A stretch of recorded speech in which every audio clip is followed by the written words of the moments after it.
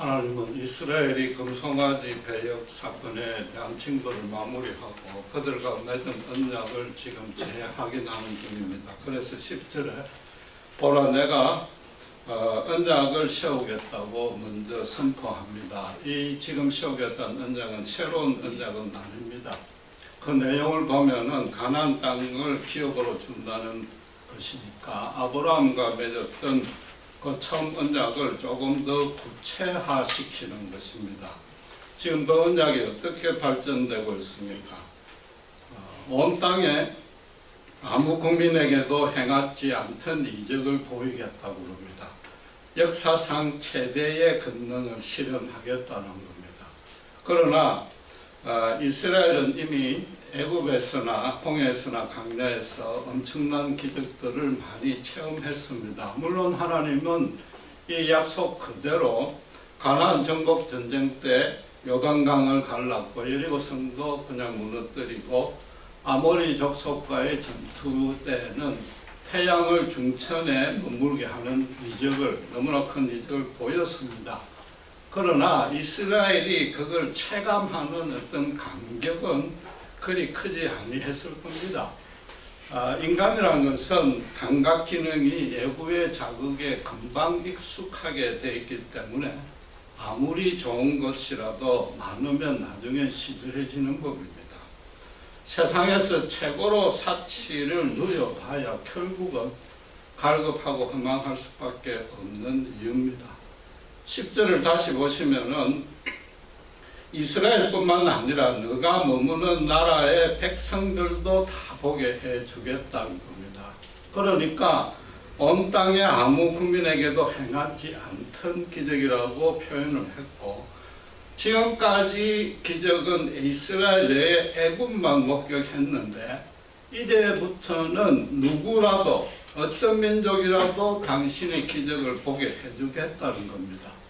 애굽이 보게 된 까닭은 당연히 그 실제 당사자이고 하나님께 완악하게 거역했기 때문인 것입니다. 그래서 하나님이 10번 재앙을 보낼 때 처음에는 약한 걸 하다가 마지막에 모든 장자들이 죽는 최강의 재앙을 보여준 것입니다. 처음부터 그들이 순순하게 이스라엘을 놓아줬더라면 10가지 재앙까지 갈 필요가 전혀 없는 겁니다. 출애굽을 보실 때 하나님이 애굽에 벌을 주는 게 결코 목적이 아닌 겁니다. 오직 당신의 백성들을 시내산까지 이끌어내어서 당신께 경배케 하고 거룩한 율법을 수여해서 오늘 보신 본문대로 그 율법대로 살게 하는 것이 하나님의 목적이란 말이에요. 하나님의 관심은 하나님의 백성들에게만 우선적으로 집중적으로 적극적으로 주도적으로 있는 것일 뿐입니다. 언약이라는 것은 상방이 준행한 의무가 있는 것입니다. 한쪽이라도 어기면 죽음으로 갖겠다고 맹세합니다. 그래서 지금 하나님 쪽에서 이제 적극적으로 주도적으로 이적을 베풀어 주겠다고 하나님이 맹세한 셈입니다. 그렇다면은 이스라엘도 반드시 준행해야 될 사항이 있어야 됩니다. 그게 뭐죠? 율법대로 살아야 되는 것은 지금까지 쭉 했던 얘기고 오늘 본문에만 따로 있는 것은 12절에 너희가 그 땅 주민들과 언약을 맺지 말라고 그런 겁니다. 이게 이스라엘이 죽음을 걸고 맹세코 준행할 사항인데 여러분 그렇다면 조금 이상하지 않습니까? 가나안 땅은 정복할 때 어린이나 가축 하나도 남기지 말고 진멸해라는 게 하나님의 뜻인 줄 알고 있는데 그렇다면은 언약을 맺을 사람 자체가 없는데 지금 언약을 맺지 말라고 그런단 말이에요. 전혀 필요 없는 말씀을 하신다. 왜 이런 말씀을 하시는가? 여러분 누차 강조했지만 하나님의 뜻이 절대 가나안 족속을 실현하는 게 아니란 말이에요. 그리고 오늘 11절에도 보시면은 하나님이 가나안 족속을 죽이겠다고 하지 아니하고 단지 쫓아내겠다고만 말씀하셨다는 거예요. 하나님 당신께서 스스로 진멸할 의사가 없다고 지금 분명히 밝힌 겁니다. 가나안 땅에서 진멸할 대상은 그 족속들이 아니요 제약인 것입니다. 그 중에서도 특별히 우상 숭배와 그로 인한 폐해를 진멸해라는 겁니다. 13절에 단을 하려고 그랬고 우상에 대한 기념비를 깨뜨리라고 했고 아세라 신상을 찍어 없애라고 했다. 하나님은 가나안 족속도 애국과 똑같이 구원을 베풀 대상으로 여긴 것입니다.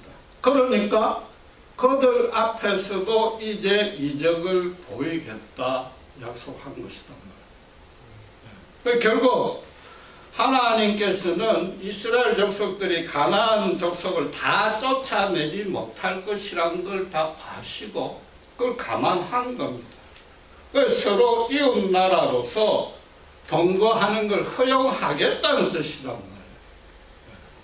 그렇다면 우리가 생각할 때 그들과 하친 조약을 맺는 것이 이왕이면 더 좋을 것 같은데 그들과 언약을 맹세코 목숨을 걸고 맺지 말라고 그런단 말이에요. 거기에는 크게 네 가지 이유가 있습니다.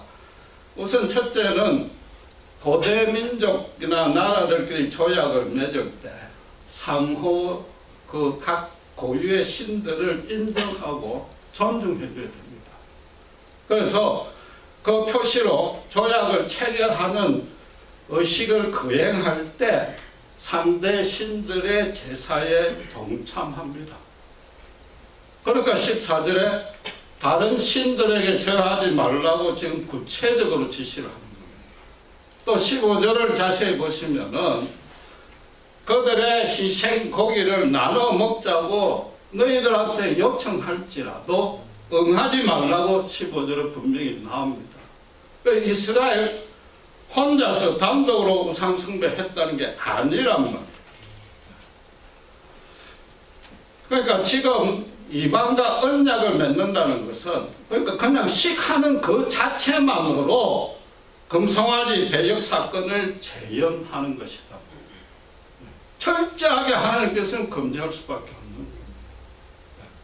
두 번째 이유는 고대의 전쟁은 몇 번 이야기한 대로 각 나라 신들의 힘겨루기로 간주를 했습니다. 더 강한 신을 보유한 나라가 승리한다고 믿었습니다. 그러니까 모든 족속들이 전쟁 치러 나가기 전에 참전해도 되겠습니까? 먼저 묻고 또 승리에 대한 기원, 승리를 기원하는 제사를 지냈단 말이에요. 이스라엘도 그랬단 말이에요. 그럼 하친 조약을 맺는다는 건 무슨 뜻이에요? 서로의 신들이 대등하다. 서로 우열을 가리기 힘들다는 것에 서로 합의했다는 뜻이다. 그러니까 각각의 제사에 동참을 하는 거죠. 지금 하나님이 가나안 땅에서 역사상 최고의 권능을 보여주겠다고 그랬어요. 가나안 족속들도 너희 신들하고 당신과는 게임이 안 된다. 아예 게임이 안 되니까 그걸 좀 똑똑히 목격해라는 겁니다. 모든 족속들 앞에서 그들의 신들이 과연 여호와와 대등한 존재가 됐는지 정말로 심각하게 한번 따져보라. 도무지 차원이 다르다고 느껴지면 너희 신을 버리고 여호와 앞에 무릎 꿇어라. 지금 그 메시지를 보낸단 말이에요. 그러나 하나 더 생각해야 될 것은 하나님께서 그들이 쉽게 항복하리라고 기대한 것은 아닌 겁니다. 절대로 가나안 족속이 먼저 이스라엘과 하친 조약을 맺겠다고 요청할 리가 없단 말이에요. 하나님 그걸 모를 리가 없는 겁니다. 애굽에서처럼 참 하나님을 알지 못하는 사람들은 사탄의 미혹이 되어 있습니다. 그 죄로 타락된 인간의 본성이 몇 번의 기적을 본다고 해서 금방 절대 변화되지 않습니다. 사람이 때려서 말을 들을 것 같으면 예수님이 왜 이 땅에 오셨고 왜 아무 말씀 없이 십자가에 죽으시겠습니까? 때려서 말을 안 듣기 때문에 그런 거다. 인간의 마음을 움직이는 것은 무력이나 재물이나 어떤 물리적인, 내적인 힘이 절대 아니란 말이에요. 그건 순종을 누르는 게 아니고 그냥 그 앞에서 짐짓 아무만 하게 만든단 말이에요. 하나님의 진정한 사랑, 십자가에 드러난 그 사랑, 그것도 성령의 역사하야만 우리 속에 지금까지 쌓여있는 사탄의 견고한 진이 무너질 수 있고 비로소 새 사람으로 변화된단 말이에요. 지금까지 없었던 가장 큰 권능을 결국은 사실은 이스라엘들을 주목하라는 겁니다. 그 10절에 이스라엘 전체 백성들이 다 볼 수 있게끔 행하겠다고 그걸 먼저 강조했단 말이에요. 이스라엘이 가나안 땅에 들어가서 그들의 농사가 너무 풍작이 돼가 소출이 많을 때 그 신들이 풍요를 보장해 준 것처럼 보일지라도 절대 속지 말라. 그 얘기입니다. 세계 최강의 애국의 그 많은 신들을 80노인 한 명이 하나님 말씀 한마디로 무참하게 패배시켰지 않느냐. 그걸 절대 잊지 말라. 그러니까 가나안 땅에 들어갈 때 맨 먼저 보여준 게 요단강이 갈라졌고 홍해의 기적을 생각하라. 그걸 상기해라. 그럼 너희들 이방과 언약을 맺을 필요가 없다. 두 번째 이유는 가나안의 신들과 당신과 비교하지 말라는 거죠. 하나님이 이방이 하치 내올 거라고는 전혀 기대를 안 했기 때문에 이스라엘들로 그들과 언약을 맺지 말라.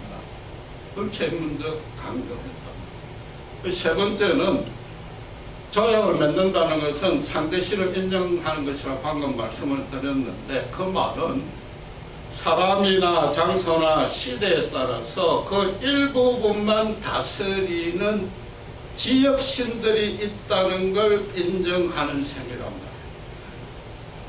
이스라엘은 지금까지 애굽에서만 승리하는 모습만 봤습니다. 그렇죠? 그런데 이제 가나안 땅에서 더 큰 권능을 보여준단 말이에요. 하나님은 애굽만의 지배를 하는 것이 아니라 온 민족들 누구라도 다 볼 수 있게 하니까 온 세상을 통치하시는 유일하신 하나님이다. 지역 신들이 없다. 나라마다 종교가 다르다. 사람마다 믿음이 다르다. 그런 건 아예 있을 수가 없다. 민족 신이 어디 있느냐? 그걸 알라는 거죠. 그러니까 실제로 아모리 전투에서 태양이 중천에 머무는 기적을 보였단 말이에요. 홍해의 기적이 아무리 커도 그건 바다입니다. 지구의 극히 일부단 말이에요. 그게 엄청난 건강으로 남을지 몰라도 태양은 지구하고도 비교가 안 되는 겁니다. 하늘에 떠 있는 겁니다. 특별히 모든 사람의 생사를 주관하는 첫째가 태양인데 하나님이 그걸 멈췄단 말이에요. 온 민족의 주인입니다. 온 세상을 통치하시는 땅뿐 아니라 하늘이요. 유대인들이 생각하는 삼천천까지도 주관하시는 유일하신 하나님이다. 그걸 잊지 말라. 그 세 번째 이유는 여호와 외에 다른 신이 있다고 아예 생각지도 말라. 그 네 번째로 이건 가장 중요한 이유인데 오늘 본문에 나온 대로 14절에 하나님은 질투하시는 하나님이기 때문입니다. 자기 백성들이 이방 신들에 가서 인정하고 절하고 이러니까 싫다, 막 시기가 난다, 이런 단순한 뜻이 아니란 말이에요. 여러분 잘 아시는 대로 그 유명 액션 배우 아놀드 슈왈츠네거가 2003년부터 11년까지 캘리포니아 주지사를 했습니다. 그 부인은 존 F K 케네디 대통령의 조카인 마리아 슈나이더입니다. 그런데 이 아놀드가 부인 몰래 오랫동안에 남미 출신의 가정부하고 혼외 정사를 갖고 그 사이에 아들까지 낳았습니다. 그래서 결국은 그 부부가 헤어졌는데 이건 제 추측입니다. 본인은 확인한 얘기는 아니고, 아놀드 슈왈제네거가 만약에 헐리우드의 예쁘고 젊은 여배우와 바람이 났더라면 마리아의 질투가 대단했을 겁니다. 이 남미 출신의 가정들 제가 그냥 폄하한다는 뜻은 아니고, 그냥 객관적으로 봤을 때 외모나 학력이나 교양이나 모든 면에서 마리아 슈라이버와는 상대가 안 되는 겁니다. 이 마리아가 처음 그 사실을 알았을 때 틀림없이 그냥 뭐 의의가 없었을 겁니다. 그렇잖아요. 기도 안 찼을 거란 말이에요. 남편에 대해서 정남이 떨어졌고, 이 남편이 밉다고 뭐 싫다 이런 게 아니라 남편이 겨우 그 정도밖에 안 되는가. 그런 남자한테 내가 한때 열렬히 좋아가지고 부부로 살을 맞대고 살았다는 자기 자신이 싫어집니다. 자기 자신이 짜증나고 분노가 납니다. 여러분, 질투라는 것은 반드시 그 대상이 있어야 되는데, 그 대상이 자기와 동등하든지 우월해야만 되는 겁니다. 자기보다 역등한 사람은 그건 질투가 아닌 겁니다. 사정이 전혀 달라진다.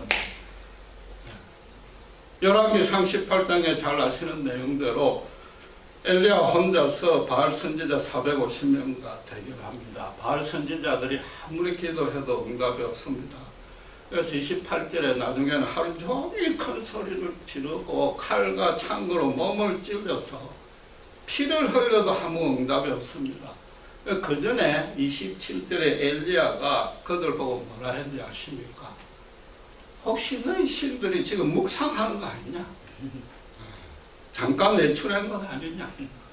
여행 간 거 아니냐? 잠자는지도 모르는데 그래가지고 깨겠냐?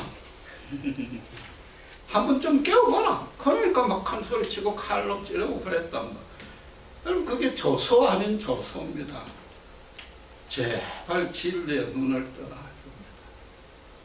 450명의 제사장이 모여가지고 동성기도를 하고 있는데, 그 신이 묵상하거나 예출하거나 여행 가거나 잠자고 있다면 그 너희 신으로서 숭배할 자격조차 없지 않느냐 그러는 겁니다. 450명이 큰 소리를 치고 그 신의 가장 충복인 제사장들이 몸에 피를 흘리기까지 하면은 뭔가 끽소리라도 한마디 해야 되는데 아무 응답이 없지 않느냐? 잘 생각해보라. 너희 손을 가슴에 얹고 너희 신앙 양심에 물어보라. 그 너희들이 만들어낸 신이요, 실제로 존재하지 아니하는 신이라는 건 너희가 더 잘 알 것 아니냐? 엘리야가 그런 말을 한 거죠. 제발 이스라엘 백성들을 속이지 말고 너희 스스로도 속지 말라고 그랬습니다. 그건 너무나 분명한 진리입니다. 초등학생들도 아는 진리인데, 눈에 보이지 않는 하나님을 끝까지 예면하고 결국 돈과 권력을 주는 아합 이세벨을 따라갔단 말이에요. 영원한 멸망으로 간 거죠. 우상이라는 것은 인간 스스로 필요해서, 우리가 출애굽 10계명 2번째 배운 대로 스스로 위로하려고 인간이 만들어낸 그 삶입니다. 거룩하게 살라는 하나님은 자꾸 싫은 겁니다. 어떻게 하든지 풍요하고 쾌락을 보장해주고 인간 마음대로 행할 수 있는 것, 방탕하도록 놔두는 것, 타락한 본성이 우상을 가지고 핑계를 대는 겁니다. 인간은 세상의 주인이 되고 싶고 결국 인간이 세상의 신이라고 주장하는 게 우상이다 말이에요. 이방 신들이 하나님과 그 권능에서 비교할 수는 없는 겁니다. 애굽이나 가나안 제사장들은 기껏 하는 게 뭡니까? 사람들의 눈속입니다. 짝대기를 가지고 뱀으로 만드는 그 정도 사술은 할 수 있지만 이적은 절대 못 일으킵니다. 이적이 뭐예요? 하나님이 만드신 창조, 운행, 질서, 자연 법칙을 거스르는 건데 그걸 어떻게 일으킵니까? 단 한 번도 못 일으킨다는 거예요. 신들 자체가 존재하지 아니하는데 우상이 인간인데 결국 하나님이 질투할 대상은 지금 인간이라고 말씀하시는 겁니다. 그렇다면은 하나님이 애국이나 가나안 족속을 시기하거나 미워하거나 싫어하지는 아니하는 겁니다. 불신자들을 너무나 불쌍히 여기고 안타까이 여깁니다. 그들은 참 진리를 모르는 겁니다. 사탄의 미혹이 되어 있습니다. 너무나 어리석기 때문에 하나님이 불신자를 싫어한 적도 없고 미워하는 적도 없습니다. 유치원생들은 미적분 풀지 못한다고 야단치는 부모가 어디 있습니까? 그 부모가 잘못이죠. 그럼 지금 질투하시는 하나님, 그 질투는 어디로 향해야 됩니까? 이스라엘이란 말이에요. 이스라엘. 이스라엘이 하나님의 질투의 대상이란 말이에요. 그 질투가 가장 먼저 어떤 모습으로 나타났습니까? 금성화지 우상을 음란하게 섬기니까 이방에는 단 한 번도 진멸하겠다는 말씀을 안 했는데 오히려 이스라엘을 먼저 진멸하겠다고 선포했습니다. 가나안 진군할 때도 이스라엘이 계속 목이 뻣뻣하니까 행군 중에 진멸할까봐 동행하지 아니하겠다고 했습니다. 이게 무슨 뜻입니까? 하나님이 미워하는 대상이 실체도 없는 껍데기 우상도 아니요. 그들 신상도 아니요. 그걸 섬기는 이방 족속도 아니요. 하나님이 미워하는 대상이 이스라엘이란 말이에요. 이스라엘. 여러분 아놀드 슈왈츠의 예를 다시 들면은 마리아 슈라이버가 그 아놀드에게 청이 떨어졌지만 만약에 그 반대로 생각을 해서 끝까지 미워했다면 아직도 사랑하고 있다는 증거입니다. 사랑이 많을수록 질투를 합니다. 질투를 하다가 그래도 끝까지 안 돌아오면은 어떻게 됩니까? 그냥 미워지는 겁니다. 어떻게 하든지 저놈 죽여야 되겠다. 갈아 마시고 싶도록 미워지는 거예요. 그렇잖아요. 하나님이 이스라엘을 진멸하겠다 선포하신 게 그만큼 미워하신다는 뜻이에요. 그만큼 사랑하신다는 반증이다. 혹시라도 진멸할까봐 동행하지 못하겠다. 내 감정을 주체하지 못해서 너희를 죽일까봐 같이 못 가겠다. 그 말씀이란 말이에요. 이스라엘을 걱정해서 염려해주는 마음이 이스라엘을 야단치고 거기에 대한 분노보다도 훨씬 앞선다는 뜻입니다. 그러니까 지난주에 뭐랬죠? 나는 자비를 1000배까지 베푸나 죄에 대한 형벌은 3, 4대로 멈추겠다 그랬단 말이에요. 여러분 이런 하나님의 사랑을 실감하느냐? 이런 하나님의 사랑을 실감하느냐? 실감하지 못한다면 조금 쉽게 말씀을 드리겠습니다. 질투에서 가장 두드러진 특성 하나만 대라고 그러면 뭐겠습니까? 독점하고 싶은 욕망입니다. 독점욕이란 것은 인간의 사회생활의 모든 활동에 전부 부정적으로 영향을 끼치는데 사랑하는 차원에서만큼은 절대로 나쁜 게 아니고 오히려 정반대로 최고로 좋은 게 독점입니다. 여러분 솔직히 연애할 때 한번 생각해 보세요. 지금 마누라 남편 생각하지 마시고 이미 정이 다 떨어졌거든요. 할 수 없이 사는 걸 테니까 맨날 뜨겁게 사랑할 때로 돌아가서 한번 생각해 보세요. 그 연인이 질투할 때가 여러분 가장 기분 좋지 않아요? 좀 시체말로 표현해서 죄송하지만 너는 내 것이다. 한눈 팔면 죽는다. 절대 내 다른 사람한테 빼앗길 수 없다. 혹시 눈도락을 들키면 네 집 돈 내줍니다. 그 정표는 뭐예요? 요즘 젊은이들은 서로의 이름을 영원히 변치 말라고 자기 몸에 문신을 새깁니다. 하나님은 이스라엘을 지금 그렇게 똑같이 사랑하신다. 그렇게 사랑하시니까 질투한다고 선언한다. 이스라엘 너희는 나야 영원한 내 것이단 말이야. 한눈을 팔면 진멸할 것이다. 그 언약을 정표로, 내가 너희를 사랑한다는 언약의 정표로 뭐라고요? 너희 이름을 내 생명책에 기록해놨다. 절대 다른 사람에 뺏길 수 없다. 하늘의 생명책에 이름이 이미 올라가 있다. 그 이름은 영원히 지어지지 아니한단 말이야. 너희도 나를 영원히 사랑해라. 다시 세상의 것들을 나보다 더 사랑하지 말라. 그 정표로 이스라엘도 몸에 문신을 하잖아. 할례를 한다.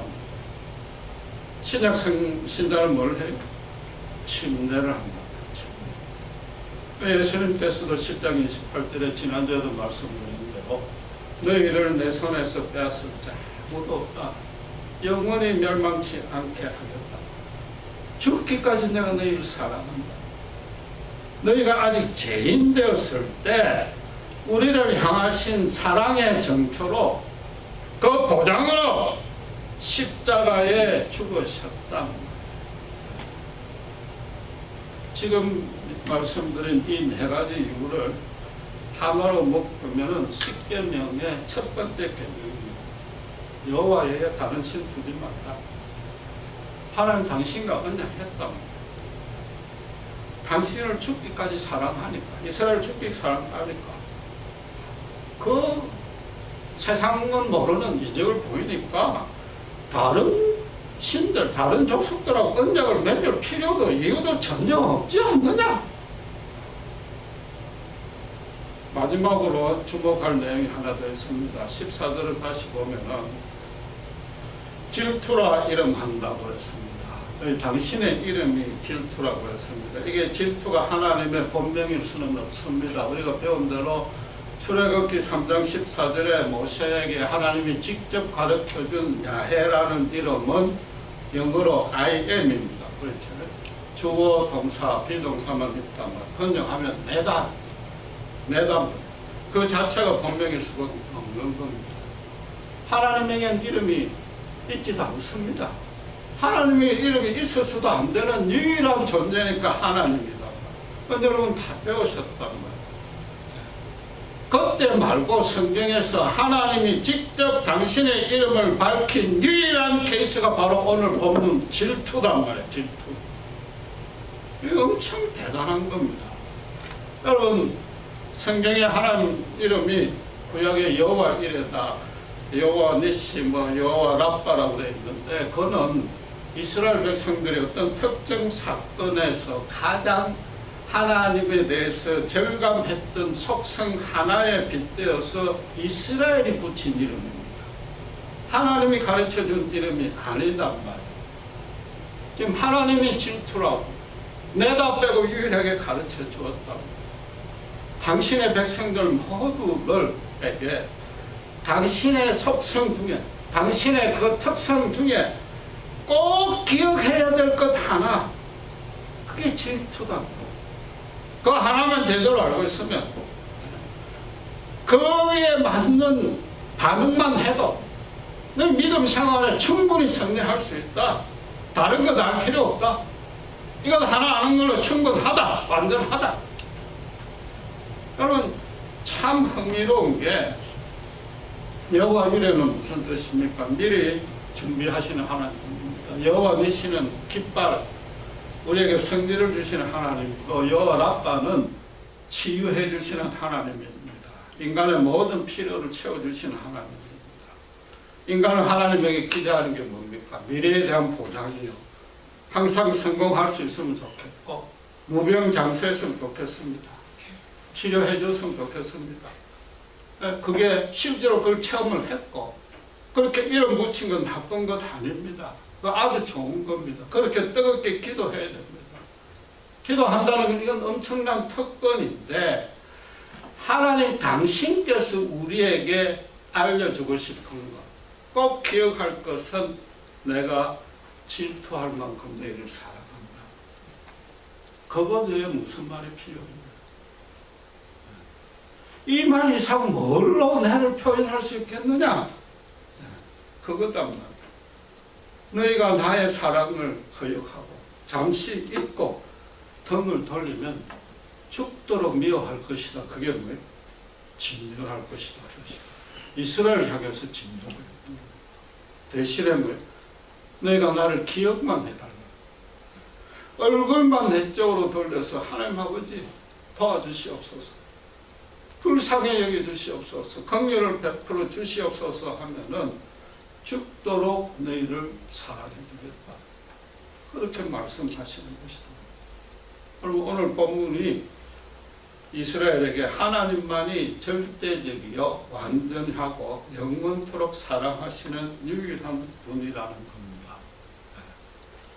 그러니까 세상 앞에 절대적이고 완전한 권능을 이제 모두에게 보여주겠다고 하는 겁니다.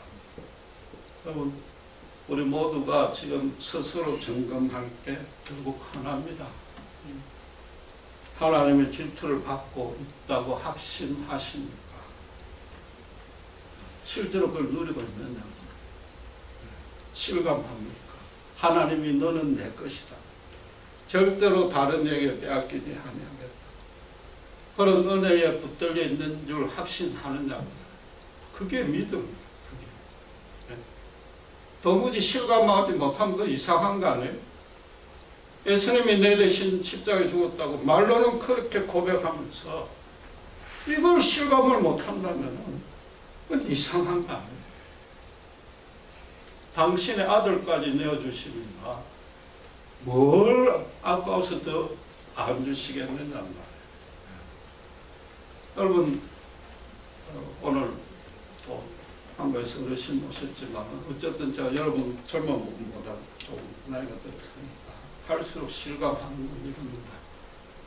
세상의 것들, 인간이 만들어낸 것들, 사람의 자체들, 그게 아무리 풍성하고 화려해 보이고 그 사람이 위대해 보여더라도 그 안에 참 생명, 참 위로, 참 능력이 없다는 걸 갈수록 절감하는 겁니다. 오직 하나님께만 참 소망이 있음을 절감하는 거죠. 이게 무슨 종교적 교리로 목사로서 강조하는 것이 아니라 삶에서 정말 쓰러지고 또 일어나고 쓰러지고 또 일어나고 주님이 붙들어 주신 그 은혜로 지금까지 근근히 버텨왔기 때문에 얼마든지 당당하게 말씀드릴 수 있는 겁니다. 질투하시는 하나님의 그 사랑을 실감하지 못한다면 죄송하지만 아직도 세상에 글쎄 미련이 남아있다는 증거요. 오늘 본문식으로 말하면은 이방 족속과 언약을 맺고 있다는 것입니다. 그럼 세상의 것 포기하라고 신자들도 일방적으로 손해만 보라는 게 절대 아니란 말이에요. 종교적 임무가 아닌 겁니다. 세상의 그 소망을 둘 수가 필요가 없다는 얘기는 하나님과만 언약을 맺었기 때문에 세상의 그 죄악, 사탄, 죽음의 세력가 얼마든지 당당하게 맞설 수 있다. 그 얘기인 겁니다. 전혀 두려워할 필요가 없다는 거죠. 우리를 향하신 하나님의 질투를 아셔야 됩니다. 하나님 대신에 기껏 우리가 택한 게 매일 뭡니까? 지금 그걸 우리에게 묻고 있는단 말이에요. 기도하겠습니다. 하나님 아버지 은혜를 감사합니다. 하나님은 이스라엘을 진멸할 정도로 질투하시고 사랑하시는 분입니다. 그렇기 때문에 우리가 아직도 재정에 있을 때 당신의 독생자를 십자가에 우리 대신에 죽이기까지 하시면서 당신의 사랑은 우리에게 확정해 보였었습니다. 이보다 더 큰 이적은 없을 줄 믿습니다. 이 놀라운 질투하시는 사랑 가운데 있으면 너무나 귀하게 여기고 당당하게 여기고 더 이상 세상의 것들과 언약을 맺을 필요 없이 죄악과 사탄과 죽음의 세력 앞에 당당히 나서는 저희들에게 축복해 주시옵소서. 감사합니다. 우리 예수 그리스도 이름으로 기도드렸습니다.